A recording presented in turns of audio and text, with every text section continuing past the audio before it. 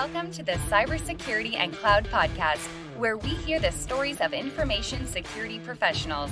This podcast explores different angles, out-of-the-box ideas, and the human element of cybersecurity.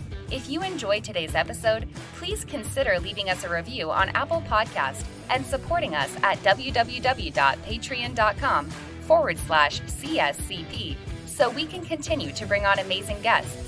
You can watch videos of the interviews at www.cybercloudpodcast.com.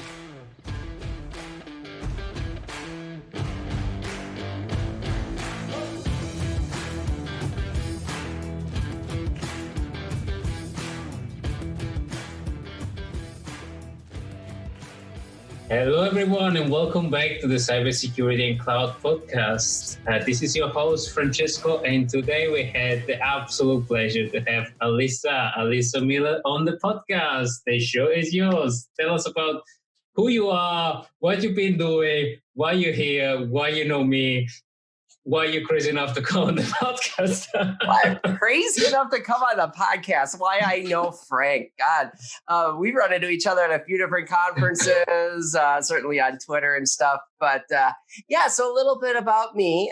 Again, my name is Alyssa Miller. And where do we want to begin? I mean, I've been in security and really focused on application security for the last 15 years. And prior to that, I was a developer, which is, I guess, when I ended up moving from development to security is why application security in particular was a really good focus area for me. I've worked in a extremely large financial services, or what today we would call a fintech company. But I've also worked in various consulting roles. Not just doing pen testing. I've been a hacker all my life, and so that's definitely a part of what I do. But really working on Appsec programs and even larger overall security programs, helping organizations, kind of build out a strategic approach to how they handle security across their environment.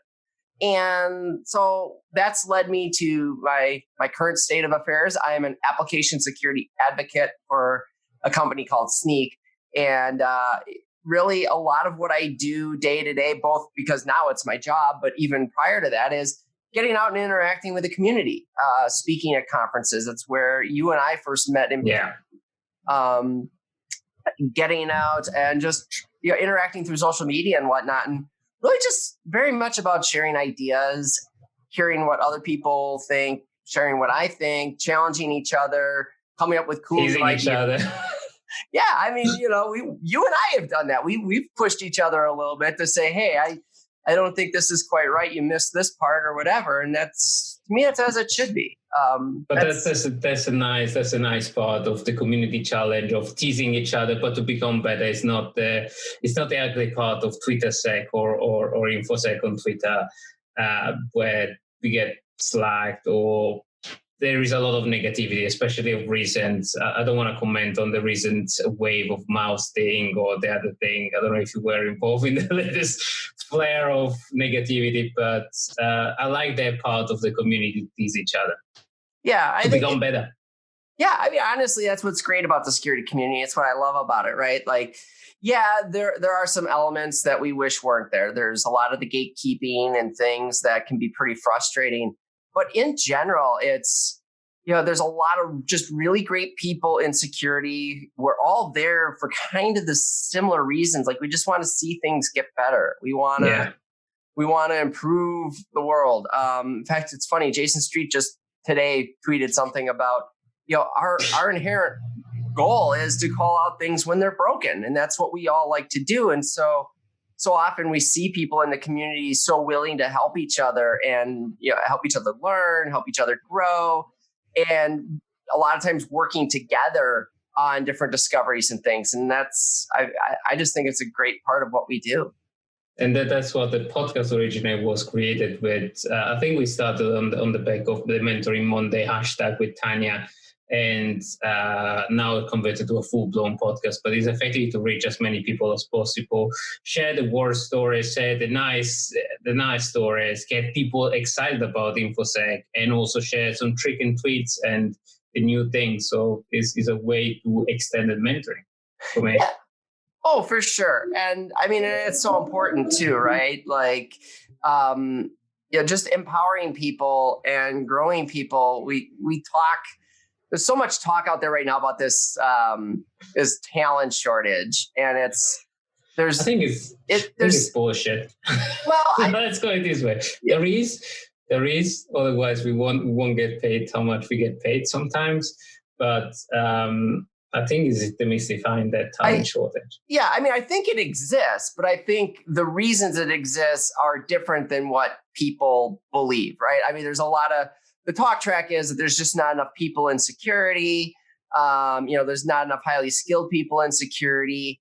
But when you really dig into it, and I know you and I have had some conversations about this, when you dig into it, what you see is the job descriptions sometimes are so bad. And companies, especially the entry level, I've been on a forever battle of remove CISP from the entry level position is insane. It's like you can make recommendation of something like a certification, a security related cert, but remove certification. I mean, I was a trainer, so I believe in the power of certification. We actually just done a webinar with the Cloud Security Alliance on how do you get skilled in the cloud and stuff like that, and all the certification. But certification impress. I have tons of certification, but because I was a trainer, so I had to get certified to train something more stuff. But certification is not anything. So we should get away from that. I mean, I don't mind companies that look for it as like maybe a nice to have, one of those. It's not required to get this job, but we'd prefer to see it. Because the one thing I do like about certifications is they do show that commitment to growing yourself, right? A lot of these certifications, with some exceptions, a lot of them, they're not easy to get. If we think about like OSCP, or we think about any of the GACs, any of these certs, even the Security Plus, which is where I kind of point newbies to, they're not easy. You have to go through a level of self-education and study and so forth. And I think, you can use it as a way to demonstrate that, but it can't be the end all be all. This is what you have to have. I'd rather use it for consolidation. So I'd rather have a person experiencing something and then demonstrate it with certification rather than I take the certification, now let's start talking about it. Even though it's a controversial argument, so that I don't think there is one size that fits all. But it shouldn't be. That's it. It shouldn't be it. That's the real issue. At the root of all this is there's a very much one size fits all approach to hiring a lot of times, and unfortunately, at least here in the U.S., a lot of it's driven by our Equal Employment Opportunity Commission regulations. Mm-hmm. Because there's a lot of things you have to do to be in compliance to demonstrate that you're not discriminating.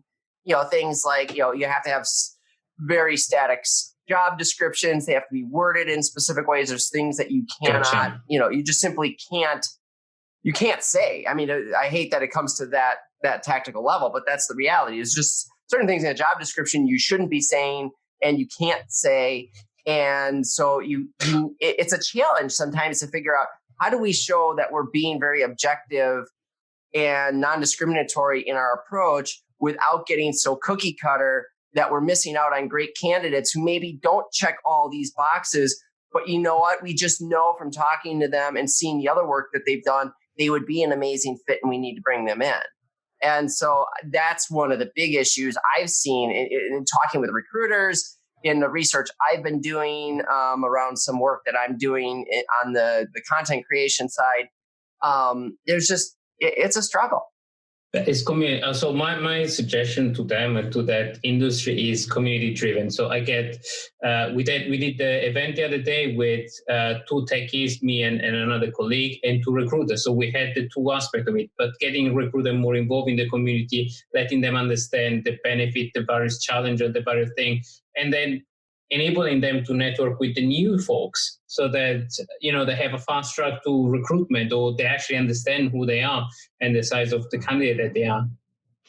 No, that's what we need more of, right? at the end of the day, when it comes down to it, how do you get hired as into that entry level position? So much of it is about networking, and even beyond being an entry level, just in general, number of people that are looking for jobs right now. It's all about who do you know, who might be able to find a position you didn't know about that's available and help get you settled. Yeah, and actually, funny enough, I was discussing exactly that with Philip in the previous podcast. And talking about podcasts, you have your own one. So yeah, how did it start? So I wouldn't say it's my own; it's mine and Philip's and Chloe's, right? I mean, So the three of us co-host a podcast called The Uncommon Journey, and really how it started, we did a podcast together for Chloe's employer, and it was really just the fact that, the three of us were friends. We had met through Twitter and whatever. And, we were talking and we did this podcast and we're like, wow, that went really well. And we started talking. And one of the things that we had talked about in the podcast was just how each one of us had this really unique way, or this really unique story of how we got into security, right? It wasn't like we went to school for computer science and then this and that and the other thing. Traditional path. Right. I mean, Philip was a bouncer in a bar and had to wrestle a bear. Chloe was a humanitarian. I was going to school for pre-med. It's... Pre-med? No, tell me. Oh, God, I was going to be a doctor. But yeah, that was actually my dream, my original dream. Before I went into InfoSec, I was supposed to be a doctor. All my family, half of my family is doctor. Actually, they were pushing me. That's where I was headed. There's nobody in my family that's a doctor. My mom worked in hospitals, but not as a doctor or a nurse. She was in the pharmacy. But yeah, it was. Three semesters of college chemistry showed me pretty quick that being a doctor probably wasn't for me. So yeah, I had to pivot, and I thank God, fortunate for me, that all happened around the .com era. So when things were booming back in the late 90s. And so I got a full-time job as a programmer. I didn't even have a degree. It was like, I just hi. I knew how to program. I bought my first computer when I was 12. Back then, people didn't have computers in your home. I got a job. I saved up money. I bought a computer, and I taught myself how to program at 12 years old. What language was that? At 12 years old. But I never saw it being a job until I had to make this pivot. And then it was like, well, I already know how to program. By that point, I had taught myself BASIC originally, and by that point now I was like programming in Visual C++ and ASP, and it was like, I know how to program. I could just, I can do that. I'll switch over to a computer science degree, and then I found this job, and it just, fortunate for me, I just happened to be in the right place at the right time, and took it. And to be fair, I took good advantage of what was presented to me. I had an opportunity. I took it, so some luck, some just my own initiative. Right. Yeah. Together, and it all kind of rolled from there, and I ended up in security, and here I am. How did you end up? What was the thing that made you pivot again into security? What was the thing that excited you about security? It was a total accident. Seriously. Always is. So I told you I was working for this large fintech company. That was the job I got. I started as a programmer, and that was the title, was programmer. And that was basically the junior entry level. And I worked there. I was a programmer for about a decade, not quite. And so, of course, through a decade of being a programmer, being a team lead on a development team, and we didn't know it. But back then, we were doing DEVOPS. Before it was cool. Us developers, we were doing all the operational support of this application because we were supporting the home banking live and online banking platforms, which nobody at that point knew how to deal. Large financial tech company, nobody even really understood Windows NT. And that's what we were running on. So it was like, we had to do all our own operational support. We were on call 24/7. We had a rotation, all that. But any event, I digress. But in doing all that, we worked a lot with the security teams.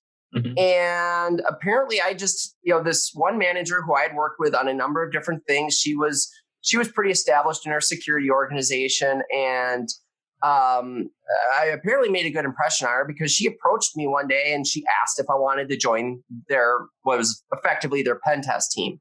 And I even said to her, what's that? From a dev to directly jumping into pen testing. Yeah, from dev to pen testing. And I looked at her, I'm like, I'm interested, but I don't know anything about that. And I will never forget the next words out of her mouth. It was, "You're smart. You'll figure it out. That's why I'm asking you." That's what should be that's what should be the advertisement on another job. If you're smart, you're gonna figure it out. But that's just it. And that's still today. Like, I wish I could hire people that way, but like all the stuff we talked about before, it doesn't work. But yeah, so I jumped in, I joined that team. It turns out that team wasn't just pen testing. It was also responsible for vulnerability management across the organization. I mean, and I accelerated pretty quick. Within a couple of years, I was managing that team. And then, here I am in my very early 30s, and I'm managing the entire vulnerability management program for a Fortune 500 fintech company. I mean, we had 35,000 employees, over 1,000 applications, and I'm at 32 years old or something.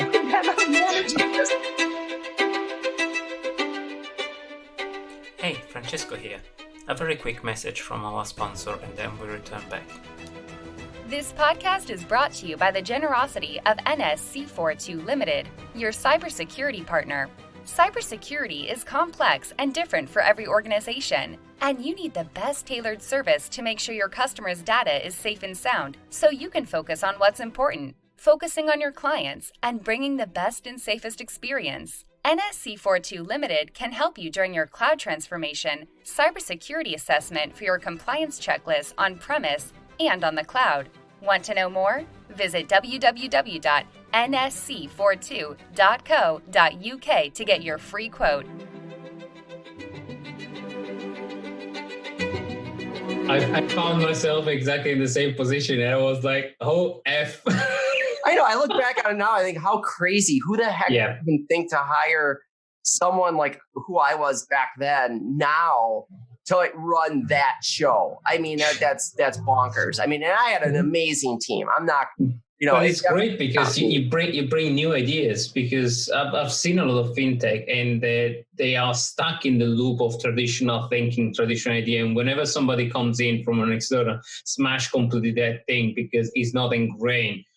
But it's due to failure. But they unblock that process with this methodology. I think it's common in traditional banking.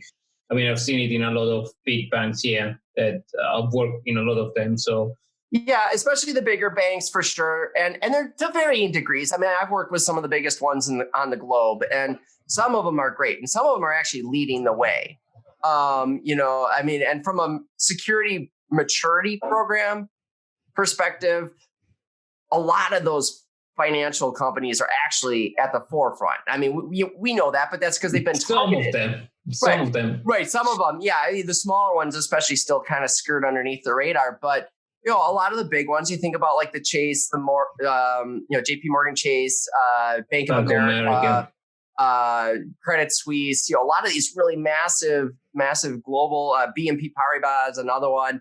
All of these really big companies, these banks, they've been targeted, and so they've been more aware of their threat model than a lot of other organizations in other industries. And so, even though they've wrapped up themselves in so many controls, they block the innovation, they block any kind of movement.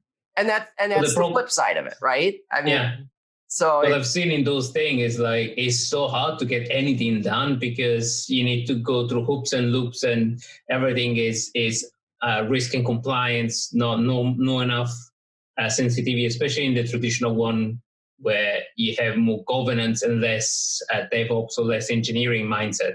That's what I see that tends to happen. Well, and I think they're challenged too, right? I mean, you look at financial services in particular, and they're so heavily regulated. It doesn't matter what country you're in, right? I mean, everything in our world kind of centers around the financial services arena. And our financial systems mean everything. If they collapse, entire countries collapse. And so in any country, relative to other industries in that country, they're always the most heavily regulated. And certainly here in the U.S., that's in Europe huge. As well. In Europe, it's huge. In the UK, it's huge. And like I said, even in countries that have some of the worst corruption in the world, still the financial services side has the most in terms of at least official some level of regulation. Whether it actually happens or not, we can question that all day long. But there are those challenges. But yeah, it's still they're the ones that have the attention, because if the economy falters, a lot of those countries just collapse instantly. Like I mean, but I was having a conversation with an economist the other day, and I said, let's bank fail. Let's libertarianism to the maximum. Let's not save anyone. Let's just have chaos will organize itself. And I say that's absolutely insane. But it's an interesting point, because right now we see, well, from one end, we see regulation being more strict, especially in this period. We've seen loan being given in a much more careful way because of the previous regulation. So hopefully we'll learn. Hopefully we're not going to be a chain reaction of bad things. But on the other end, I ended up most of the day when I was dealing with one of my clients in a big bank, dealing with regulators throughout. So I had regulators down in Indonesia that says no cloud, and regulator down in Canada that says you must use this code scanner technology up to the name. Yeah. So you had this broad spectrum. I mean, we had 64 regulators, any kind of regulation on earth. So it was insane. Oh, and that's the challenge, right? I mean, and this is the I won't even call it the problem. It's the balancing act of regulations, right? So take PCI. PCI is a great example. Thinking it's very technology focused. Early on, PCI was wide open. It was very open to interpretation. And I'm going back like 2006 when it first I remember that was given teeth, and like they were actually going to start fining people. And it was very broad, and it was worded broad on purpose, because they were getting pushback from the banks and such that you can't dictate technologies to us. You need to leave it more open and whatever. Well, the problem was you had certain and that's the problem with ISO. Bad actors, ISO 20. But you had different QSAs who were involved in that. Who the thing I will remember most, and this was the catchphrase that people used to get around anything, was the intent of the requirement. And that was PCI's mistake. They said that as long as you meet the intent of this requirement, but then they didn't tell us what the intent was. And it was up to the QSA to figure that out. And so it's all about opinion based. It depends. Right. So they've evolved that over time, right? They've in subsequent versions, they released very specific guidance on what that meant and how you qualified for these different things. They started getting a little more granular in terms of technology, but they still kept it open. So it's better. And I appreciate PCI for that, because I used to do a lot of ISO implementation, and it's completely flimsy because it depends on your scope and it depends on your policy, and you can twist the audit and it doesn't give you anything. So compliance for compliance sake. Well, we know that compliance is not security, but at least we want compliance to guide security towards one thing, and PCI led the way for that revolution, if you will. And then you have the opposite, right? So like NIST and ISO, and I don't know how often you do stuff in the US that you run into NIST, but NIST started off with like 800-53, which was like super granular. You had hundreds of specific controls. And now they've come out with the NIST CSF, cybersecurity framework, which is wonderful because it's wide open. It's you need to do these things. Here's some pretty detailed prescriptive advice, but you can decide how to adopt it. And it was more of a maturity model. You want to keep moving up in maturity. And that's what we need in any of this is it shouldn't be so much about you have to check off all these boxes. It should be, what are you doing to show that you're continually improving? Because that's the kind of conversation we're having with the regulator, and some of them are open and they learn from past mistake or things adapt. Well, how often do you hear it in our security industry? Oh, if you're PCI compliance does not mean you're secure. Absolutely, that's the problem. Everybody treats PCI as I just got to tick these boxes and I'm done. Mm-hmm.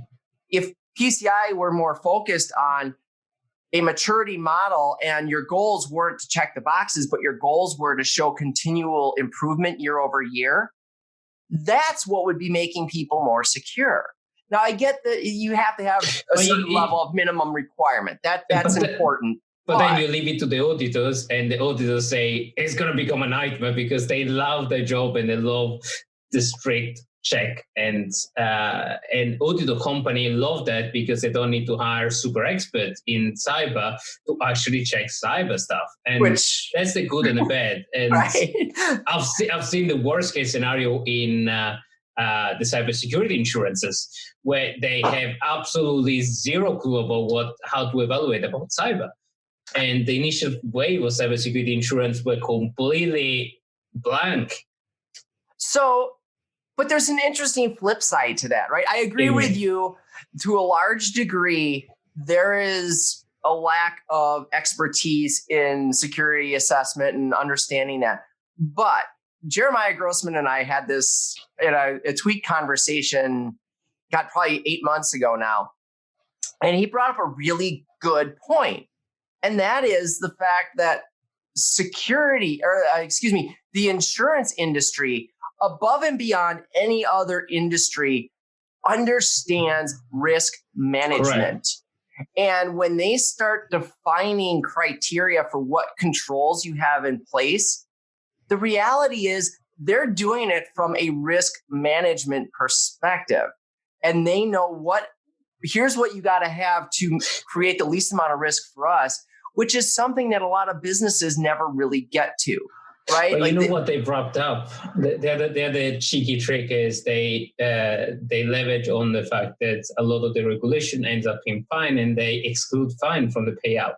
Oh, right. Yeah, don't get me wrong. I'm not saying the cyber insurance thing is crap in a lot of ways. I mean, there's still open cases out there where, because a president made some offhand comment about a certain cyber attack being an act of war, suddenly, the cyber insurance doesn't want to cover it. I missed that. You know who I'm talking about. I don't even have to. I'm sure most people do. And it's frustrating because that's not as it should be. That is not what the intent of cyber insurance should be. You talk about a case where cyber insurance should indeed be paying out. That's what it exists for. And the fact that that particular insurance organization is fighting it, that's the dark side of insurance that we all hate, right? But we shouldn't rely on insurance to actually say we're safe because we have insurance. Insurance is a way to mitigate. In terms of, if we take it from a pure risk perspective, insurance is just a way to mitigate to an external party and to offload some of that cost of the impact to an external party, but shouldn't say, oh, we're insured, we're fine. Oh, yeah. It's the financial risk. It takes care of the financial risk of a breach. That is all it is. Very small part of it, I would say. Right. Fair. And so, this steers into something else that I find really particularly interesting. I think universally, people in security understand, maybe not universally, I shouldn't say that. I think more and more people are understanding that fear, uncertainty, and doubt, FUD, is not a way to sell your cybersecurity initiatives, right? And I've been preaching on this. A lot of people are. But the thing is, the next step that we've got to get away from is using cybersecurity initiatives as the way to say, we're going to protect against these financial risks. You got to take it a step beyond that, because when you say, hey, I'm going to use cybersecurity to protect us from the financial risk of being breached. Well, the problem with that is we also in cybersecurity say it's not if you're going to get breached, it's when. So we're saying, hey, we're going to protect you from this, but we can't protect you from this universally So what is the security leader left to do? They say, oh, cyber insurance will take care of my financial risk there. So I'll just get cybersecurity insurance. I don't need to worry about your initiatives now because I got that insurance. We need to be clearer about the other things that our cybersecurity programs do for the organization outside of protecting from that financial risk, because insurance will take care of the financial risk. We need to look at the other aspects. How do we enable the business? How do we create faster times to market? Things like that. And they are things that we do with security. One good part is I was having a conversation with one CISO friend of mine, and they said by doing continuous incident tests, they started getting involved with a lot of other parts of the organization, CIO and CFO, and they start providing very, very detailed information like the number of deployments or, the structure of an organization, the architecture, the elements similar to that to other parts of the organization. So it's cyber providing insight and accurate information to other parts of the organization. That is the additional. A lot of people say, okay, cyber is a cost. We should get away from cyber. It's purely a cost. Cyber is one element of a cost, but also could provide a benefit in terms of the data because we need accurate data. We need absolutely accurate data to do proper risk calculation. You need the accurate data. You need to be able to provide the quantitative risk analysis that's required to run any business. In the ideal world. Right. Yeah. I mean, but the other thing is, and this is where I think we still forget, and this is why I've been really trying to harp on with people, especially when I talk to executive level folks, it's like, there are technological improvements and advantages of implementing security that affect the business in a positive way. You can open up an entirely new business line through a cybersecurity initiative. You can make new business functions, new capabilities possible simply because you launched this particular cybersecurity initiative. Case in point, here's a really simplistic one. You launch a new CASB product in your cloud environment. Well, you suddenly got this really cool granular control of access into all of your cloud resources. That opens up the ability now to start using those cloud resources in a customer-facing way that you couldn't do before because you didn't have that granular capability. So now it's suddenly, well, what can we do with that? I have these really cool cloud resources, massive cloud buckets and everything else full of data. How do I use that? How does CASB or some of the other access control things that I might do within my cloud environment suddenly open up a door to maybe providing a new service where people can access that data through a subscription service? Yeah, any API, any endpoint. You enable that. And that's where when you start making those cases, now they're not thinking of security as this cost that's going to protect me from financial risk. Oh, security is something that actually makes my business run better. And that's the key. It requires an engineering mindset. I've seen it happen when security and engineering works together because it's one spark in the collaboration of the other and say, look, we could do this way. And security say, we could protect it this way, not saying no, but saying, how can we protect? How can we enable the business to actually do that? Or how can we create new service? So it's the development that works with the security, but it requires an engineering mindset. And it also requires good communication with the business. It requires both mindsets, right? You got to have the engineering side, but you also got to have that business side. You need to be able to see both. And that's what makes a good CISO. Honestly, we've seen CISOs swing both ways, right? What's that? What do you think about BISO? BISO? Business CISO. I think it shouldn't be necessary is what I think. And that was actually where I was going with this is a good CISO should have both capabilities. They should be very technical or not very technical, but they should be able to speak and understand the technical side, but they need to have the business context as well. And we've seen that ebb and flow. We've seen initially, CISO, first of all, that role is still very young in terms of the business environment overall. But initially they were very technical.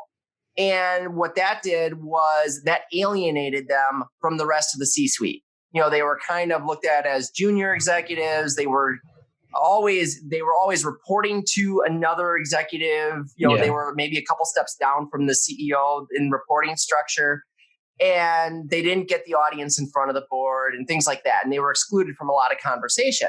Now what we're seeing that pendulum swing the other way, and we're seeing a real focus on CISOs who are coming in with very, very little technical experience, but a stack of business experience.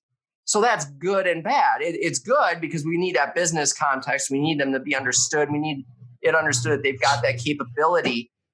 But then they can't talk technical. Right. So I've seen exactly that happening with BISO or channel opener or business-oriented people that talks just GRC and they don't talk technical. So anything application security program, completely clueless. Vulnerability management program, completely clueless, unless we simplify to the core, for example, on some of the element and just give them, this is the risk score of your application, and that's it.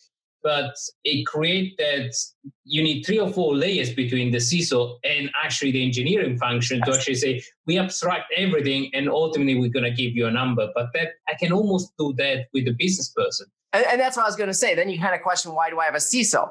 And this is where the CISO is really, to me, like the great translator, right? Correct. It's the same thing as a CTO. A CTO is there to translate between business and what we're doing from technology. And they've existed a lot longer, and we've seen that the CTO, even the CIO, those roles have kind of started to fill that gap of how do we translate from business, initiatives and revenue opportunities and business growth and translate that to what we're doing in the technology side and support it. We need to do the same with security.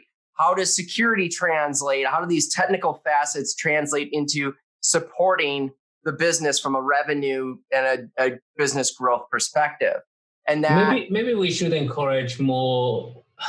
If you want, the security architect person or role is kind of dying in DevSecOps, or it's kind of getting integrated in a hybrid. We should encourage more security architect to get towards the CISO part, because I think it's the kind of role that has that business understanding, because it works on project, it works on understanding the business context and trying to enable the good security architect, and also has that very technical knowledge. So it's a path. Well, I've seen a lot of CISO becoming, from a manager perspective, all the way up to CISO, just because they have, for example, the SOC experience or the operational experience that maybe security architect don't, but they're missing one or the other aspect. Yeah. So it's kind of a hit and miss. And that's because it's hard, right? It is a unique personality. Who is that? There's a lot of technical people in those various roles, architectural type roles, who think they want to be a CISO. And then they get to that role and they find out what it's really about, or they get a few levels below it and they see what it's actually about and suddenly realize that that's not where they want to be. They don't want to be dealing with that business context. So finding somebody who really enjoyed the technical, but also really enjoys the business side of it and understands that piece. What's that?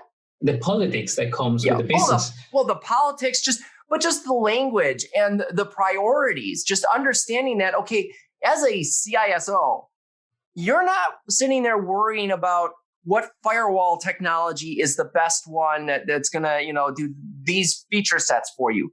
That's not what you're thinking about on a day-to-day basis. Now, it's great that you understood that at one time. It's going to get away from you as you transition into more of a business role. And that's actually okay.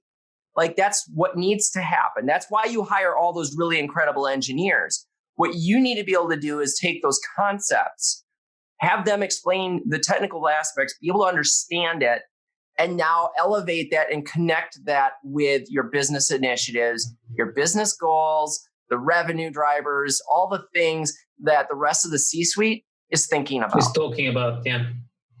Money people. That's it. Yeah. But they're hard people to find.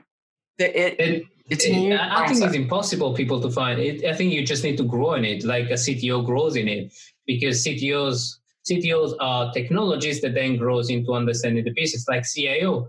CIO is kind of a little bit different maybe because they are operational people, so they have already that deep involvement in the understanding and then they grow. But the C-suite is I was actually having this conversation with the pretend virtual CISO. You can't just step into a new role, a role like that. You need to have the experience that backs you up, because the C-suite is characterized as business experience. And you can only, you can't just study business experience. You have to grow inside a business. You have to have your business experience back you up. Oh yeah, for sure. And that's the challenge, right? So you look at, I want my CISO to be technical, but I want them to have this business experience. How do you even identify the person, that technical person who says they want to be that level of management? How do you really confirm that they're the ones that are going to be the good fit? I think that's why I think we're failing right now. I think it's a gamble. I think you need to gamble more. And unfortunately, it's too much of a guessing game right now. We need to get better at it. There are people I know who would make incredible CISOs, who are at high levels of technical knowledge, who want to get into those roles, but they're held back because it's not believed that they can learn the business side, or that they can do that, or that they want to, or whatever. And it's like, oh, wait, you don't understand. You really need to talk to this person because they actually get it. And then I've seen the flip side, right? I've seen people elevated who are very technical, who, were all, charging away, hard charging to go up the ladder, and they really wanted to be CISOs. And there was no chance that they were ever going to fit because they were the ones that were still they weren't interested in that business side, and they badmouthed that business side. And it wasn't what they wanted to be doing, which is totally legitimate. Yeah. But that's not the person you want for your CISO. No, it needs to play ball with the rest of the executive. It needs to be one team. Otherwise, it's just going to fail. Yeah, that attitude of dumb users and, the executives, they just don't understand. That attitude has to disappear. Your job as a CISO is education as much as anything. You're educating everybody. They're incredibly intelligent people in that C-suite. That's why they're there. Yeah. Your job is to educate them on the things that aren't their primary priority every day, and to bring you execute the risk. One of my failures as a CISO was keep on talking technical and not steering the conversation in money and people. And I failed in that. So because I am extremely technical and I came from an extremely technical background, and I absolutely failed massively dealing with that, dealing with the expectation, managing people. And that's where I learned the most. Where actually what CISO means is actually dealing with people, dealing with executive and their priorities, and finding the right balance with the technical. Technical is almost secondary. I don't want to say secondary. You need to have the broad knowledge, but it's the business aspect that is key. Yeah, it's not your priority. It's not your top priority. Your top priority is the emotional intelligence to be able to communicate with people. Correct. And understand exactly what are they worried about at that particular moment to get the business running. Yep. But right now, it's screw everything. It's just letting people work from remote and how to secure the endpoint. And it's not the right time to talk about zero trust or new initiative. Screw that. It's just letting the business run. So I'm actually going to argue that a little bit. Please. I think right now is a great time to be talking about certain security initiatives. There is, first of all, you're right. There is a very tactical thing that has to be accomplished, or had to be accomplished, because at this point, if you haven't accomplished it, you're probably in real trouble. There is that enablement side. For a lot of organizations, though, this was a time that they were able to demonstrate, hey, all that money we spend on this security infrastructure is paying off, because look, our VPN endpoint that was 25% utilized is suddenly 90% utilized, and it's not falling over. We did the right things. But think about this scenario, and this I'm going to borrow this from an executive I was just talking to the other day. They have this situation right now where everybody they were very focused on-prem. They had most of the people were in the offices, and one of the initiatives that they had on the table for years was network segmentation. It was being driven out of their security team. They wanted to get segmented networking in place. They could never do it because how do you take everybody off the enterprise network and do that? Or it would take it was this long 4-year migration that was going to have to happen. They had these huge migration plans that no one would ever accept because it was so long term. No one could really even wrap their head around it. Suddenly, they've got an empty network. Everybody's remote. Everybody's limited to very specific portions of the network that they're using. Suddenly it's really easy for us to take massive swaths of this offline for a day or two and just plow through all of that at once. And but it's risky. It's extremely risky. But it's risk not management. When you have that ability to just have complete control of that network. And if something goes wrong, it's not going to freak somebody out because they're not using it anyway. But it's risk management, as you said. They shrunk their 4-year timeline to 6 months. And they got it approved. They had a plan for how people would continue working from home, even if things opened up. They weren't going to bring people back to the office because they wanted to complete this. Management was behind it all the way up to the board level because, hey, yeah, we're doing it now. We might as well keep doing it if it means that we can, get this initiative in place. And they adopted it, and it's happening. And so I think there is room for that in a lot of cases where you can leverage the current situation to attack certain things that otherwise you may not have. Now, you're probably not going to roll out like the latest and greatest version of some new endpoint software. Your users will hate you forever, and that would probably be disastrous. So you have to pick and choose which initiatives you're going to go after. And budgets, of course, are an issue right now, too. A lot of people have had their budgets shrink, but the intelligent ones are saying, hey, but people aren't traveling either. So we have extra budgets there. Can we, how can we pull from that potentially? In some cases that works, some cases it doesn't. But so there are opportunities. You do have to be measured, though. I agree and disagree. It's extremely risky. So right now, you can put your name out, and you can gain to actually finish an initiative, but the amount of doom that you could get if an initiative fails, it is extremely risky. So I work with a lot of banks, so my general attitude tend to be risk averse. Fair. I'm a gambler for that. So my mindset is traditionally risk averse. So in this kind of situation, I say you will be nuts about doing anything like that. But I guess it's a risk assessment. So do I gain this? Do I save 4 years into 6 months? So it's always going to be somewhat of a gamble, right? So a little metaphor for you. So obviously, first of all, if it's a business that's struggling to even make ends meet right now because of the situation, no, you're probably not going to invest in any security initiatives right now. Yeah. You're going to do the tactical stuff you got to get done to keep the lights on, doors open, that's it. But if you're in banking, if you're in a tech company that is actually still, making profit and growing potentially, because there are those companies that are still growing a lot slower, but they're growing. Yeah. You might have that opportunity to do something. My metaphor is something I just did in my personal life. Right now, I'm fortunate enough that I am employed and, I'm okay. Obviously, there's that risk that could end tomorrow. But I looked at this situation for me, it was, hey, I needed a new vehicle. My car was 10 years old, right? No, 13 years old. Over 220,000 miles on it. It needed to be replaced. So there's one school of thought. The conservative side is, hey, don't buy a car right now because you don't have a monthly payment. You're starting up a monthly payment. If something happens, this could impact you. But the flip side is the used car market right now is heavily depressed. Prices are way down. And so the other voice in my head says, hey, I'm looking at that. I can save a whole lot of money right now and take the risk that, if something happened to my employment or whatever, that could kind of screw me up.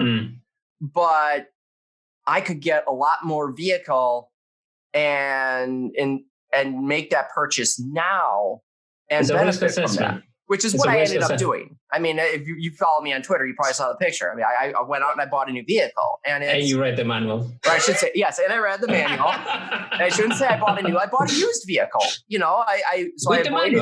I avoided that depreciation hit, and I bought a used vehicle a couple years old so that I could take advantage of where the prices were, knowing that in the long run, that would actually save me money because I'm not going to have to make repairs on the current vehicle that I had, and I wasn't going to pay a whole lot more for a used vehicle after things recovered.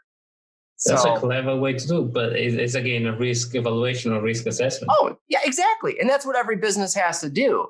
But that's why I don't want to blanket say that it's not the time to take on initiatives. There are definitely situations and organizations who can absolutely benefit from using this time right now and pivoting on, all right, we're not doing X, Y, and Z that we had planned to do. What can we do right now to not just respond to this, but actually take advantage of the situation? How do we actually turn this situation that we're in to our benefit and do something that we hadn't planned on and make it better? Yeah, no, it's an interesting view. Conservative, risk-averse versus maybe a little more aggressive. But progressive and calculated risk assessment. Right. Well, you said it's all a risk evaluation in the end. I mean, it's how much risk was I willing to take on in purchasing that car? Okay. No? No, I agree. Unfortunately, we run almost about time, and I just realized I have Chloe after. I have you, and I have Philip before. Well, there you go. You've got the entire Uncommon Journey podcast showing up on your podcast. So next time we need to do it all together. We should have you on ours. Yeah, fair enough. I mean, that would be the easiest way to make that happen. So I'll talk to those guys. We'll see what we can do. All right, Alyssa, it's been an absolute pleasure. But before I let you go, just give me and the audience a positive message about cybersecurity. 10 seconds of positive message about cyber. Community is amazing. Use it to your advantage. If you're finding that person who wants to gatekeep or hold you back, they don't matter. Find someone else. There's a lot more people out there who want to be helpful and help you succeed. So find them. Great. And hashtag Mentoring Monday, because we tend to pair up mentors and mentee with that. Or actually Cyber Mentoring Monday, because a sneaky company took over the Mentoring Monday hashtag to actually run advertisement. That's why we changed it to Cyber Mentoring Monday now. Hey, roll off Twitter. All right. Anyway. On that bombshell, I'd like to thank everybody for listening, and I'd like to thank Alyssa for coming on stage, or on virtual stage, or on virtual podcast. I really appreciate you having me on. It's been wonderful. It's been an absolute pleasure. Thank you very much, and I'll see you soon. We hope you enjoyed today's episode. If you did, consider leaving us a review or sponsoring us on Patreon. It helps us bring on amazing guests and keep the podcast alive and free. Consider supporting us at www.patreon.com/CSCP and watch other episodes at www.cybercloudpodcast.com.